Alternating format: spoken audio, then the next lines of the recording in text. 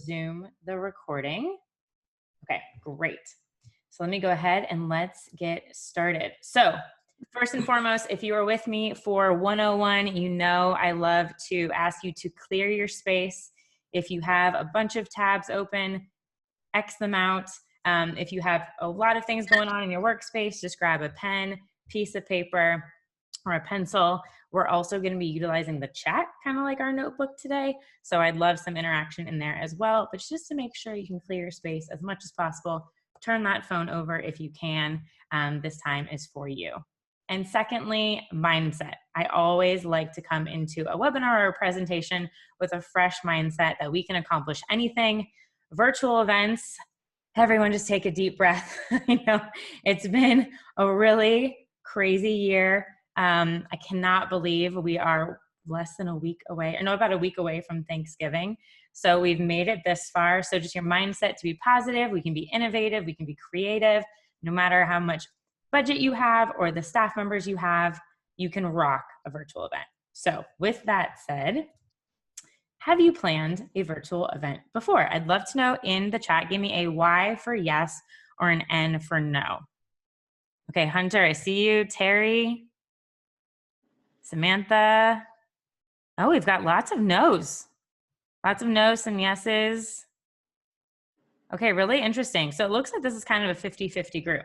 So what I'm hoping that you can take from this is I'm going to introduce you to hopefully some new platforms.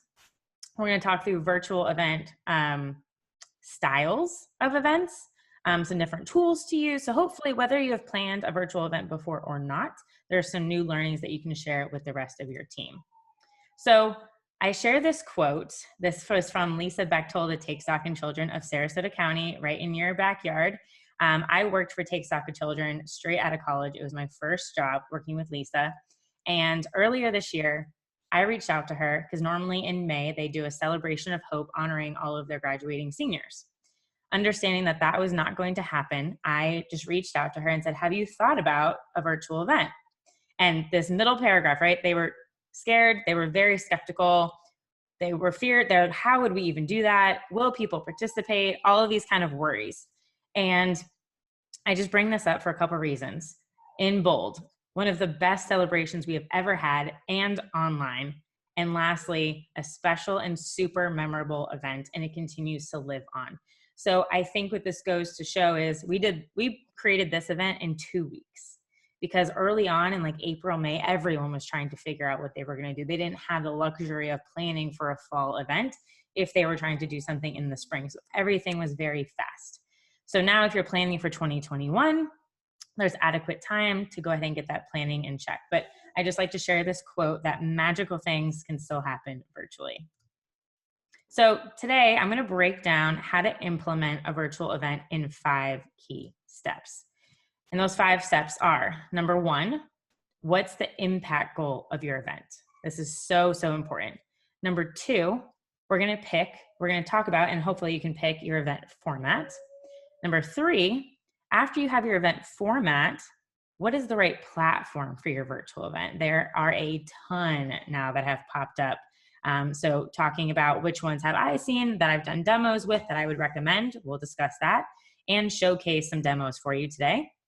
Number 4, we need to involve those sponsors. We need our corporate sponsors to still be on board and supporting us. And how do we do that creatively? And then number 5, also one of the most important things to talk about is creating your run of show. What is your program? What does it look like? How do you make it interactive and entertaining? So we'll talk about that as well. Okay, so first and foremost, before we get into the super tactical process of creating a virtual event, I always like to bring up reaching your impact goals because that equals a successful virtual event. And what do I mean by impact goals? So you can interchange that with business goals or any verbiage you have around that, but essentially, what dollar amount do you need to help make X program or need happen? So I would actually like to put a couple minutes on the clock and have this as a little brainstorm session. So if you can think about a virtual event that you're planning for, that you would like to do, a program that you need to get funded, operational expenses that you need to get funded, think about what is the impact goal for your upcoming virtual event? So in the chat, I would love to see some examples. This could be, we need to raise $100,000 to be able to send 25 kids to college through our program. Okay, this could be, the goal of our event is we want to have 100 people present, that and half of them become monthly donors. And that will allow us to hire a new staff member, right? Whatever that impact goal is, but X dollar equals specifically a program, a need for your organization. So I'm going to do it. I'm putting my timer on. Take a second. And let me see, here's my timer. I'm going to do 2 minutes. And I would love to see, all right, timer's going, 2-minute countdown. Think about for a second, what could an impact goal be for your virtual event? And again, you can write this down on a piece of paper. I would love to see some examples in the chat to share with everyone. Go ahead and take this time to brainstorm. What would make your virtual event a success? And when you're thinking about what it could be, try and make it as, it's like a mini story, essentially, because this impact goal is what you can share with sponsors, it's what you can share with your board, what you can share with supporters, and it makes it really easy for them to talk about what you want to do as well. Got about 1 minute left. Anyone want to write an idea in the chat? An example?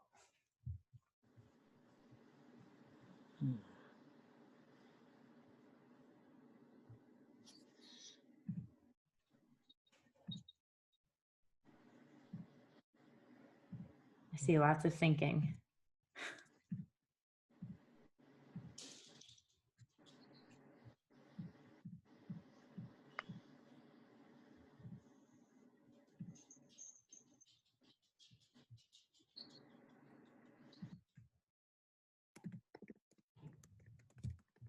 All right, last 30 seconds.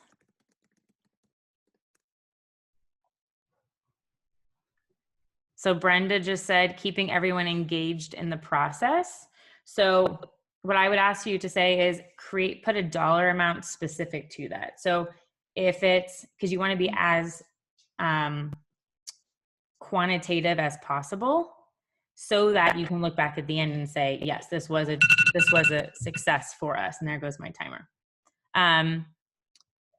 Kate, she says, our 2 historic buildings, even mothballs, have a per diem cost of 128, I'm assuming K, plus we need to raise 50K for structural repairs. So I would say your impact goal would be, you need to raise X total amount of dollars, or you can break it down per building to do X repairs, whatever that is. That's visual. I can totally understand as a supporter, okay, they need this amount of money to be able, for these buildings, to do X, Y, and Z repairs. Totally got it. And then what's the beautiful thing about that is, because you can get quotes for something like that, you could literally break it down to say, for us to, I'm making this up, right? But to refurbish our stained windows, that's going to cost $15,000. I can see that. I can understand that. So you want to make it as visual as possible. Jerry, 100K for Future Leaders Academy program for the next year to keep sending low-income first-generation students to colleges. Awesome. What I would say is 100K to send how many students? So give me one more stat in there. I love it. Or recruiting a bazillion more monthly donors. That's awesome. Okay, to keep us going with time, but this is a great thought starter. And I would say to bring this up to your board or your staff to have an internal brainstorming session. And it would be interesting to see what everyone's thoughts are for the event, and then kind of come together with one main impact goal for your organization. Okay. So moving on, once you have your impact goal established, we need to think about, what could your event format be? So when I have some videos that are going to play throughout here, so I want to make sure, if you're not on mute, please make sure to mute yourself or else we're going to have some echo. So I'm quickly going through, and I think everyone's on mute. Okay. Okay, so when it comes to event formats, copying and pasting your existing event of what you thought you were going to do in person does not work, right? And even so, as we've all been going through living in this Zoom world, when you have Zoom meetings all day, is Zoom necessarily the platform that someone's going to want to go to a special event on, right? So I love this quote when it talks about when you prohibit failure, you kill innovation. If you kill innovation in fundraising, you can't raise more revenue. If you can't raise more revenue, you can't grow. And if you can't grow, you can't possibly solve large social problems. You are an innovator because you're a nonprofit trying to solve a problem within humanity, first and foremost.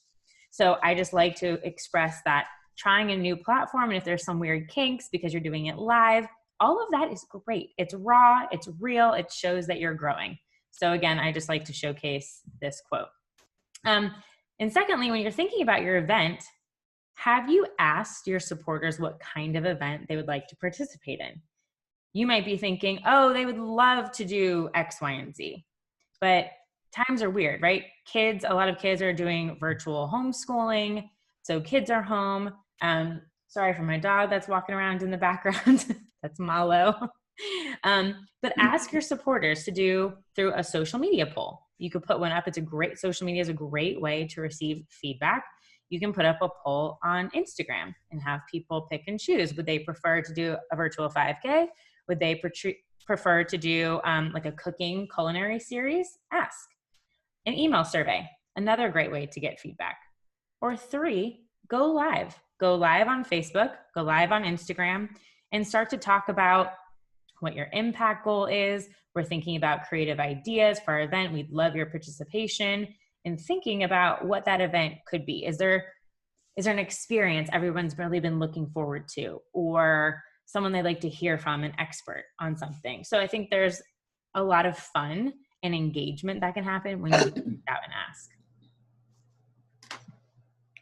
Okay, so now we're going to go through virtual event formats. So these are kind of the top 5 that are the most common. You have peer-to-peer, public or private event, free or ticketed, a live stream, or one time or a series. So when you put your event together, it's normally a few of these things. So for example, Coolest in LA, I'm gonna pause this real quick and then I'll let the video play. Coolest in LA put together an online, it's kind of an online gala. They used a platform called Remo, R-E-M-O, and it allowed them, I'll show you the clip in a second, but essentially when you come into Remo, it looks like a bunch of tables and it's networking. So you pop down, you're sitting at a table, your camera's on, you can talk to everybody in the space. So this event for them, it was private, it was ticketed. There was a live stream component within the virtual setting, so everyone could network, and then they brought everyone into a presentation setting that was essentially live stream, and it was a one-time event. So to show you a little bit of what I'm talking about, this is a recap from their event.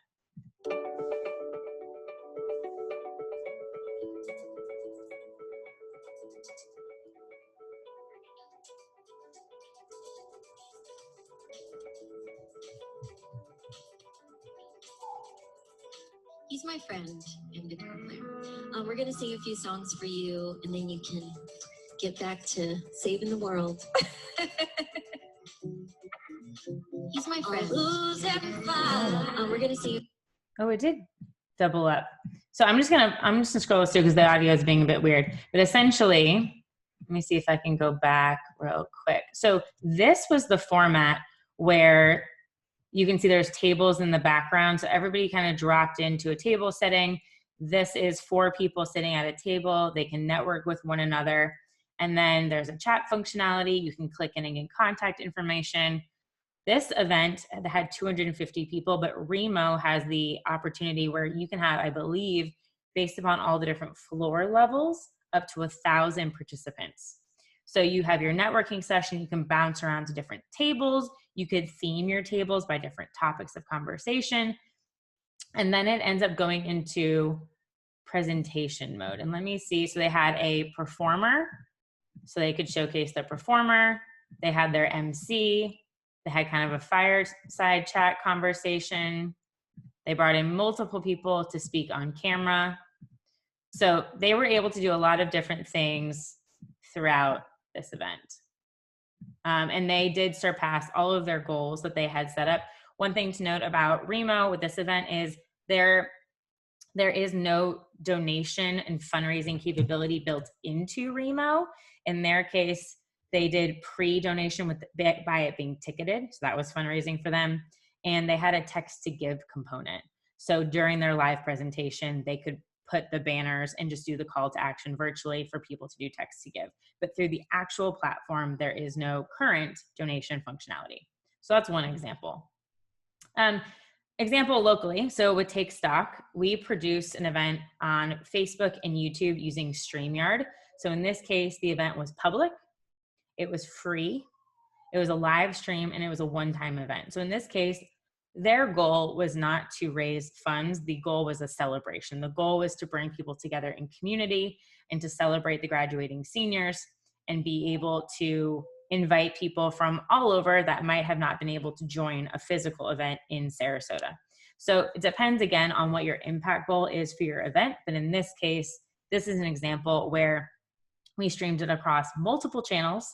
We had live and pre-recorded content. We had banners and lower thirds, which I will show you in StreamYard how you can do that.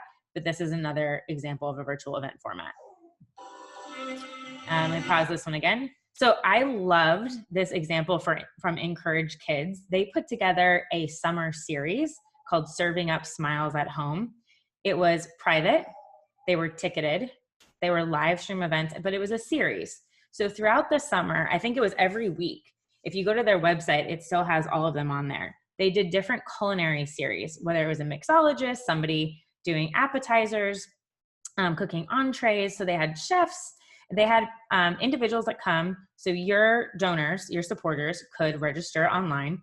They would receive an email, the recipe that they would need. All of this can be co-branded by a sponsor.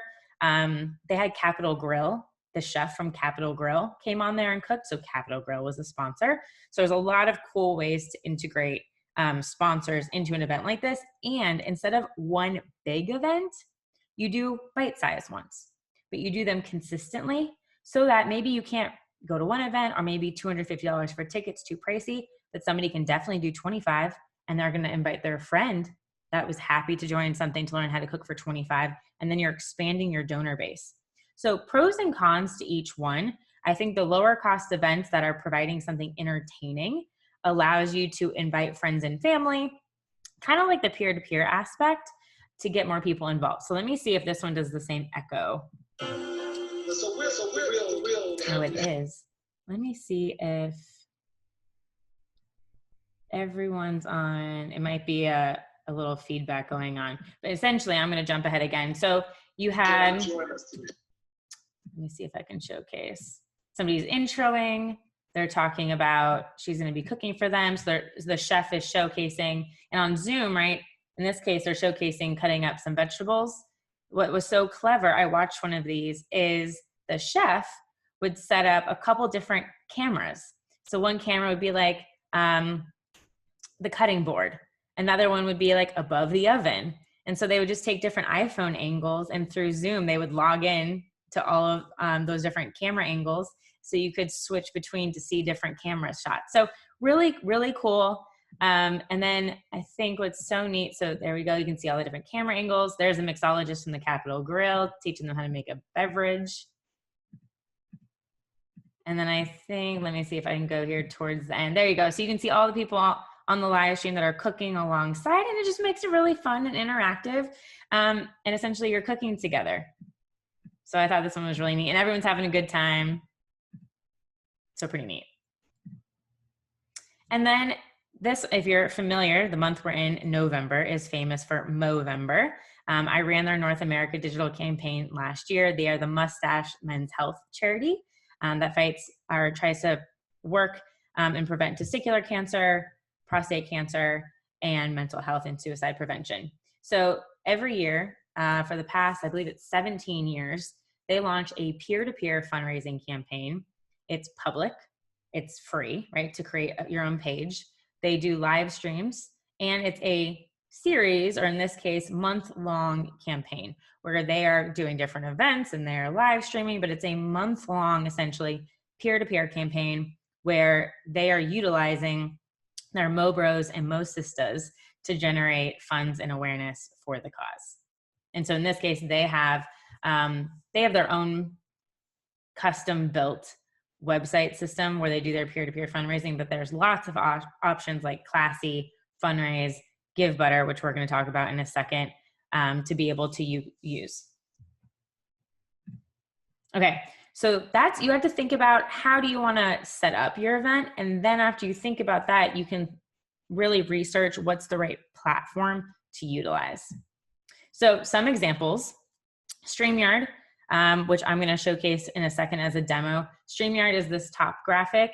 You can invite people super easily, up to 10 people to be on camera with you. It does simultaneous live streams across Facebook, YouTube, Instagram, or not Instagram, sorry, Twitter. You can embed it onto your website. You can have lower thirds, banners, the text to give come across the screen. It's really, really easy to customize and brand. Remo is the one I mentioned where you kind of drop into a ticketed private event at the table setting. runtheworld.io. Run the World is great because it is meant to be used on desktop, but it also has a beautiful mobile experience. So if anybody's tried to log into Zoom on your mobile phone, it can be a little bit difficult and it's not as clean of an experience. Run the World has a great mobile user interface. So they allow presentations, you can do fireside chats. They also have a really neat networking capability where you can match, you can set the amount of time that you want people to network, and it automatically does this kind of a lottery thing, right? If you're pulling it down, it really quickly spins and it matches you with somebody there, and you could set the timer for 2 minutes, and it's a 2-minute quick kind of conversation, and then you can say, I'm gonna do it again, matches you again with somebody else, you can connect, and then it can go into the program. So that's Run the World. Mobile Cause, one that I think a lot of us are probably pretty familiar with, has a lot of the similar capabilities. And then this last one's pretty new. So Zoom partnered with Pledgeling, and as you can see here, the lower graphic, Pledgeling has created this overlay, this live reactive overlay where you can be donating through on Zoom, which is now this new ticketing event through Zoom, and it'll automatically update the overlay while it's playing on Zoom. So now Zoom has this donation functionality embedded into it. Okay, so I'm gonna showcase demos of StreamYard and Give Butter. In the chat, has anyone used StreamYard or Give Butter? Give me a Y in the chat if you have, or an N for no. Okay, Rhonda, Anna, no, no, no. I see one yes. Okay, great. So I hope this demo, lots of N's. Okay, great. So this is gonna be new for a lot of people. So I'm gonna switch over to StreamYard. So this is the back end of StreamYard. This is your dashboard. I'm actually producing the virtual annual meeting for the Sarasota Chamber of Commerce on Friday. So this is a live background of that is happening. So when you come into your back end, the first thing that you're gonna need to do is set up all of your destinations that you would want to stream your event to. And so when I mentioned earlier, you have the option of Facebook pages, groups, LinkedIn, YouTube channel, Twitter. You could do custom if you want. So you can select all of these if you wanted to. And with the professional subscription, I believe you can stream up to 8 places at one time. So this is amazing if you have a sponsor that has a Facebook page and they're your presenting sponsor and they want to share it natively on their page. You can add them here and it will go live the same time it's going live on your page. Great for further engagement and increasing views. So you can add your destinations and then you can go in and create your broadcast. So here, once you have all your destinations, they'll pop up here. So I could select a bunch of these if I wanted to, okay? So for the example of today, I have a live test page. I could fill out my title, just as your video title. I could do test, my description, test. and I can do schedule for later. So you can schedule up to 7 days in advance. You can add your thumbnail image here, and you can pick the start time of your broadcast. Now, what's great about this is once you create the broadcast, it creates a post on those social platforms that you selected. And that post at the time of the live automatically turns from your thumbnail image to your live video, which is amazing. Because essentially, then all you have to do to market that event is copy and paste that URL and share it. And you can embed that YouTube link. So for example, I'm gonna go ahead and X out of this test event that I created on YouTube. So if I go to view on YouTube, this right here, it's up. And somebody can set a reminder. I can share this link. I can choose, if I hit share, I can embed it onto my website. So it shows up on my website where you can have all your donor branding, your donate button. I'll show you how this integrates with Give Butter in a second. But essentially, it's up and it's waiting. And as soon as I hit go live, this will turn into a live video. So to create my event, so let's say I scheduled it. Right here, it's good to go. I'm gonna jump into my broadcast studio. So right here, it's gonna try and check my camera. So here I am, it's checking that my microphone is working. I can change my name. If you're a sponsor, you might want them to just do their first name and maybe you want their organization. So if I did positive equation, enter broadcast studio. So now this is your back-end producer space. So if you are producing in the event, this is what you would see. This is a different view than if you're inviting a guest to what they would see. They would not have all of these controls. So kind of going from the left side of the screen over to the right, I wanna walk you through.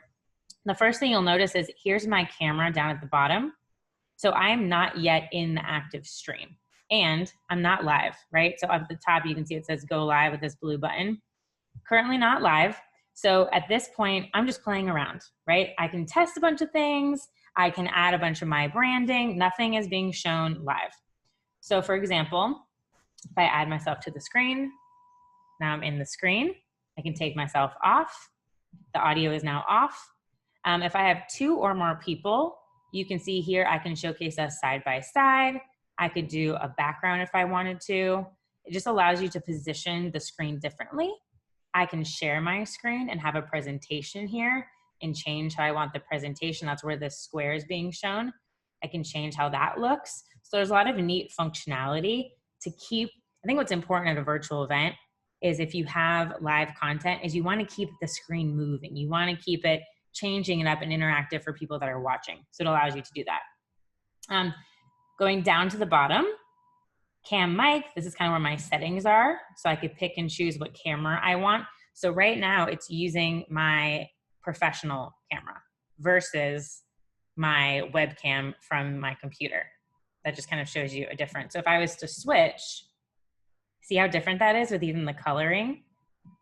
So I think somebody earlier wanted me to show an example. So much more clear and the color is more like contrast. I can look at my audio. I can do a green screen if I wanted to. So this is kind of your overall settings. Invite. So this is how easy it is to invite someone to your live stream to participate as a guest. You click on invite, you send them this link, and they'll go through exactly the same experience I just went through with checking their camera and their mic. And then they'll pop up down below as a camera source and you just click to add them in. Further, going over to the right-hand side, where it says StreamYard right here, this is where any live comments will come up during the presentation. And something I really love about this functionality is if I click show, it's presenting the live Facebook comment or YouTube comment, wherever they're commenting from, live on the screen. And this is so great for anybody that's watching, like, oh my gosh, that's me, right? And it adds a really fun engagement moment where you can say, oh my gosh, thank you so much for joining, in this case, StreamYard, right? Love this comment. And then you can easily take it off. Further down below, you'll see banners. So I can add banners. I can customize these to say anything that I want. Where are you tuning in from? Write your questions below. You can create a banner that scrolls. So if I wanted to do a text 111, to yada, yada, yada, right? Click scroll across the banner, add banner, and now it comes up on my screen. Super easy to create these on the fly, or you could do them in advance. Next one is branding. So this is amazing because this gives you a lot of ideas for co-branding with a sponsor. You can change your brand color. You can change how your lower third looks. I have a bunch of logos because I've created a bunch of these events. You can change the logo in the upper right-hand corner. You can add overlays. So if you want to design something with a sponsor, that can go up. And you can add in video clips. So you can add each piece of pre-recorded content can be up to 5 minutes long. So you can add that in here. So for instance, it's as easy as clicking the button and taking it off again. And then if you let it play all the way through, it'll go back to whatever was on live on the screen beforehand. You can change your backgrounds. So there's a lot of options that you can do within branding. And then next one down is private chat. So this is great because you always need somewhere to have a conversation with anybody who's in the back end area with you, being like, I can't hear you, or am I coming up next, or you're on deck, or any internal conversations. This is a private chat that's happening with anybody who's in the back end of StreamYard with you. And then again, to go live, you would just click go live, and it'd give you like a 3, 2, 1 countdown. And then it would show, instead of scheduled, this little gray box at the top left side, it would say live, and it shows you how many people are watching. It shows you any engagements or reactions that are happening live. So this is one example of something that I truly, truly, truly recommend StreamYard to utilize. And I will share a link with you at the end of how to sign up for this platform. There's a free version. There's a version that is a bit, I believe, $20 some odd per month. And then there's a more advanced version. So extremely reasonable. You can pay for it annually or monthly. So with that said, the second platform that I wanted to show you is GiveButter. Because as you just noticed with StreamYard, StreamYard is what you can use to produce your event, but it's not, you have to put it somewhere, or it lives on Facebook, but it's not fundraising for you. So with GiveButter, let me go back to here. So this is a landing page that you can set up through GiveButter. So this allows you to embed your StreamYard. So it's on, because it's on, if you do it on YouTube, you can embed your link here. You have a donate button you can customize. You have a temperature thermometer. This is all going in real time. You can have team members if there's peer-to-peer. You can customize this as much as you want. You can add a ticketed component to it. You can add your story, any extra assets. You can have sponsor logos down here if you want to. And anybody who donates, they have this really great kind of live wall that works as people are making donations, where they can add gifts, they can add comments, they can add emojis, all throughout while watching your program happen. So this is integrating GiveButter with StreamYard. So for example, I just made up a test page here, and I added that video I just showed you from StreamYard embedded onto GiveButter. So obviously here, right, it says live in 4 days, but once it starts to play, this is where I could say, click right above to the donate button to donate.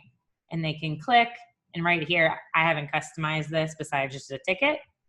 But if you go here, this could be registration, dancer. So they have some different registrations. You say, no, thanks, I just like to donate. And then it would lead you to the donate options. In this case, they've customized this where you can give to a specific team member, because it's a dance marathon. So your funds could go specifically to that person's page. So they've integrated peer-to-peer fundraising with live stream, right, with ticketed. So you can be as creative as you want. Let me see if I have the other, here we go. I love, this is another example of their donor box where they kept their impact goals in mind. So $25 equals a care package for a child in need. I love seeing this because as a donor, I feel like I know exactly where my funds are going. And that's been really important in the year of COVID. People want to know specifically where funds are going. So I could click one of these. I can also see where the temperature gauge is and what my contribution will help them achieve. I can do one-time, monthly, quarterly, or a yearly donation. Also cool options. If I click continue for my one-time, it showcases the credit card processing fees, and then you can go ahead and make sure 100% goes towards the cause. And then they give lots of different payment options. And you can see here, one that I love is they have Venmo. For anyone trying to market to the millennial or Gen Z demographic, we use Venmo. Yes, I see Hunter, we use it all the time. So this is a great way, dependent upon who your demographic is. There's a bazillion different pay options here so that everyone feels comfortable selecting a method of their choice. So I just like to showcase this to you. GiveButter is also free to use. If I go, let me see if I could go quickly. I'm looking at our time too, into the back end. So let me see.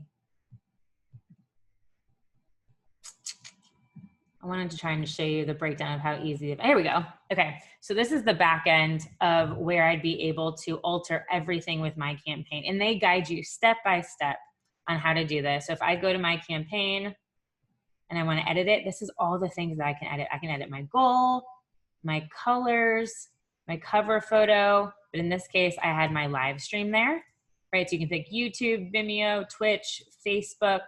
I can add my story details. If I wanted it to be an event, I could select what kind of event it is.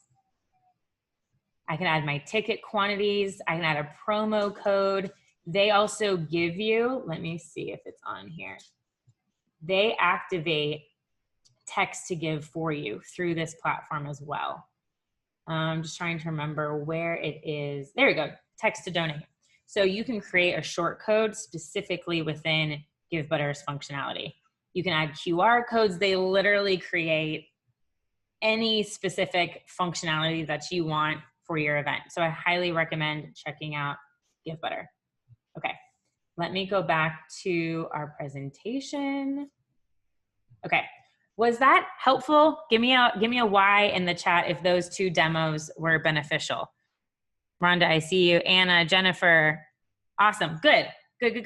I love these tools. They can be used in scale. I got a, oh yeah. They can be used and scaled for any size organization, whether you're trying to raise $500 or $500,000, they both work. So, all right, moving on. We all need some sponsors in our lives. We all love our corporate sponsors and we want to create something really engaging and meaningful for them. So I love to share this. Purpose, this is on behalf of brands. Purpose creates audiences primed to take action. This is why it's so important. Brands need you. And I just want you to understand your value, especially with everything that's going on. But 88% of consumers would purchase products or services from a company that has purpose ingrained, and 70% want to work for that company. So having a meaningful relationship with a nonprofit is beneficial to brands. So with that said, how can we get them involved? We all love some I Love Lucy. We want to celebrate together. So some creative ways to involve sponsors, right? Live stream branding. Give them on-air time. Bring them in as part of the experience.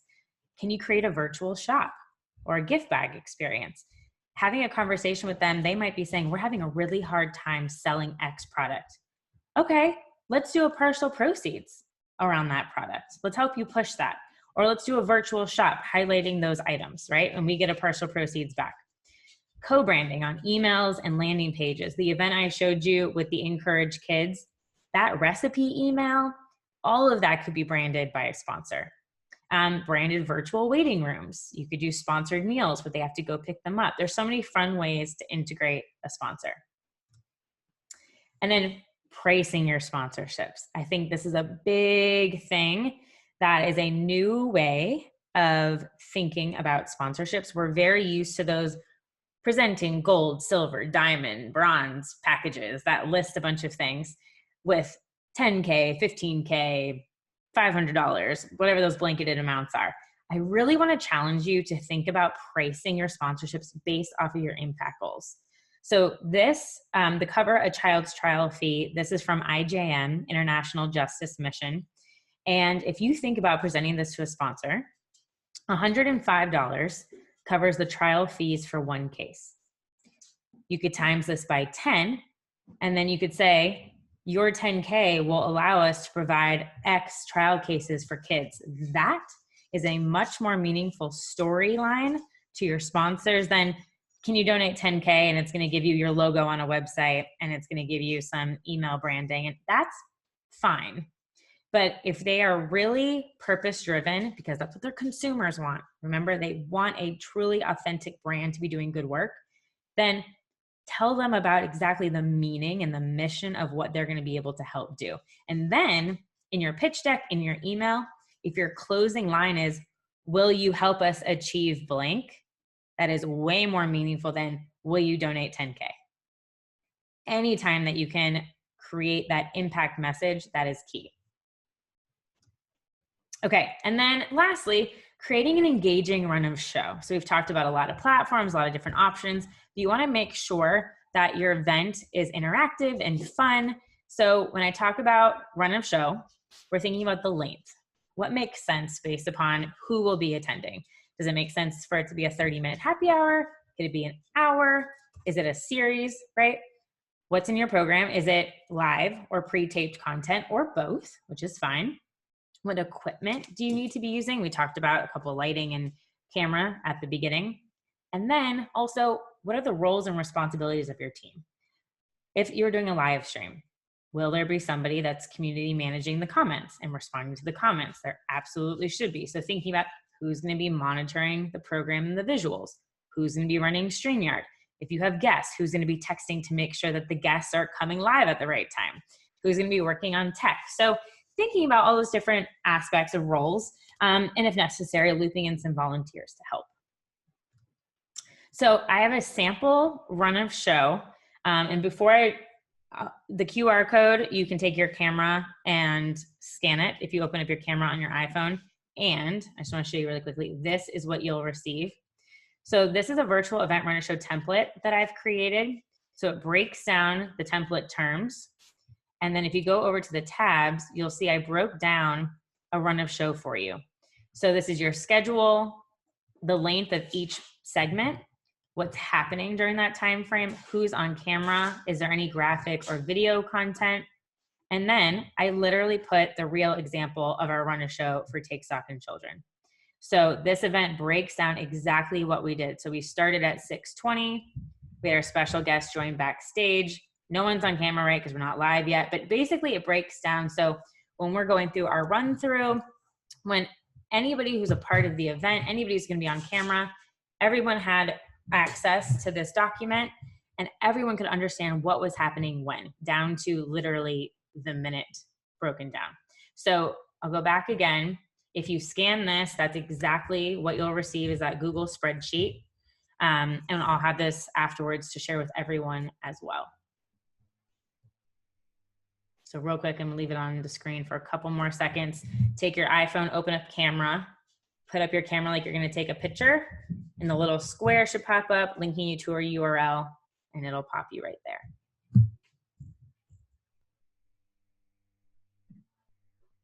Okay, and then really quickly, I know Hunter is gonna come on for a few words. Next week, it's our final series session together, and we are jumping into how to find new donors and raise brand awareness with social media advertising. So if you are planning to attend 301, we are going to build an ad together on Facebook and Instagram. So I would advise you to bring a piece of content, video, graphic, can be a sample. If you want to actually do one live, that would be amazing. So think about a budget that you'd like to spend. So $20, $30, you can test it out. We will literally go step by step in creating an ad with one another. And with that, Hunter, I'll turn it back over to you. Excellent. Well, you're definitely a tough act to follow. But all of those resources, right, when you're going through StreamYard and GiveButter, I just kept on thinking of the Giving Challenge. And since we're in a nonprofit community here, right, thinking to the 2022 Giving Challenge, using those tools, regardless where we are in the world in terms of pandemic or not, would be useful. And thinking of Giving Challenge, right, go back to April of this year. It seems like a lifetime ago, but everyone here participated in some capacity on that Give Day. And truly the events lighting up social media and lighting up across the interwebs, if you will, was truly creative. And you've tapped into that since then, right? It's been about 8 months, believe it or not, 9 months since that's passed. And my goal today is not to rehash what I talked about in the last training, which is kind of the nitty-gritty of what we expect from you as a grantee of the Community Foundation in terms of storytelling, but how to essentially repurpose the content you're so thoughtfully putting in these live streaming events into stories that you can share with the Community Foundation and in turn share with the broader community. So I brought some examples with me. I'm going to try to share my screen with you. Not as technically literate as Dana is, but I'm going to do my best. Do you see the screen? Give thumbs up. I like that Dana's method. Perfect. So as I said last time, right, the storytelling essentials for you as a grantee at the Community Foundation is a press release to start off with, but then a story of impact. And a quick broad summary to reflect on a story of impact is all these content mediums, right? Everything under the rainbow could be showcasing your impact and how you educate the community about your cause. And how does this relate to a live stream event? Well, it could relate inversely, right? Your story of impact could then inspire and inform a live stream event, right? The content you're already thoughtfully putting in that, showcase it in your live stream event, right? Invite some of the clients you've been helping, invite some of the nonprofits you've been collaborating with to be hosts of that event, and vice versa, right? Your live stream event can then inspire a story of impact. And that's what I'm going to show you today with my next screen, which, do we have the Van Wezel and the Hermitage Artist Center on the call today? Probably, I don't see them, but I'm going to give you a shout out, even if you are, that they did a collaboration that was supposed to be pre-COVID, and they used innovation, right, and creativity and pivoted like we all did in March to create this live stream event on Zoom called Unscripted. And they have audience directly interact with the artist. The artist plays a piece, whether they're a musician or an actor, and the audience can ask questions in real time and get answers and learn about their creative process. And from that, they shared with us a blog post recapturing this first event. It was about 500 words. It wasn't really lengthy. They shared photos, how it was born, and there's photos of the visiting artist, right? Where it's going to take them in the future and how it really led to their success. They had a call to action at the end as well. So it can be as simple as that, something you're already producing and have a summary of either a private event, it could be ticketed, or a public event. And to speak on what Dana was talking about with sponsors, right? Our very own Kim Adams wrote a blog post about how to incorporate sponsors into your live stream event. It's on our website as well. I can happy to share that link with you. And I think I just want to leave you with something we talked about last time, which is repurpose, repurpose, repurpose, right? You're already putting so much energy into these live streaming events. That content you're creating, whether it's quotes, whether it's inviting people to speak, whether it's videos, photos, whatnot that you're showing in this live stream event, repurpose it afterwards into stories, whether on social media or your website, whatever channel is appropriate. And I'll leave you with this. I don't need to share my screen anymore so you can see my face. The foundation is both your charitable giving partner and also your storytelling partner. And we want to create that platform where nonprofits can share their causes and their voices, how they want to be shared. And we'll be that echo chamber to get your story out in this community through our website and social media channels. So if you don't have my contact information from the last training, I'll happily share it in the chat so you can reach out to me with any questions that you may have about stories. I'm also a good brainstormer. So if you have ideas and you don't really know where to take them, I'm always happy to do that. So thank you, and I look forward to reading your stories. Awesome. Thanks, Hunter. While he's putting that in the chat, if you go over there, I listed a Give Butter demo I did earlier this week, some other demo links from Give Butter, a link to StreamYard, and the link to the Run of Show spreadsheet. So everything is in there if you want to pull up tabs really quickly. And then Hunter just put in his information. And also there's the link to register for 301 next week. You're welcome, Emily. Really quickly, I know we're technically at time. Does anyone have a quick question? I know we dove through a lot today, but does anybody have a question? You can either unmute yourself or ask it in the chat. and I'll stay on for a couple minutes. Hi, it's Allison Davis from Buddy Up Tennis. I have a question. We're an organization that supports individuals with Down syndrome through adaptive programs. And I love the different resources that you shared, Dana.